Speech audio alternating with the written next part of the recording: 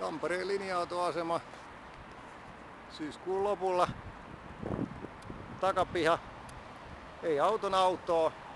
Vertaatte Lahteen, Helsinkiin tai muualle. Mikkeliin, Lahteen, Turkuun. Tampereen parkkitilanne on aika huvittava.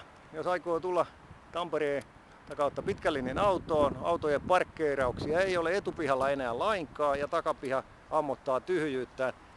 Eli pitäisi tulla erikseen jollain paikallisliikenteen bussilla, erikseen pitkän linjan bussille, jotta pääsee jatkaa matkaa eteenpäin. Tämä on sitä homovihreyttä, punavihreyttä, joka ei ole asukkaiden eikä ihmisten millään lailla käyttöystävällinen käyttöympäristö. Eli hyödynnettäisiin mieluummin muiden kaupunkien tapaan, että olisi ihmisillä mahdollisuus tulla henkilöautolla bussiasemille ja siitä sitten jatkaa tarvittaessa pitkän linjan matkoille, kuten Tampere-Helsinki välillä.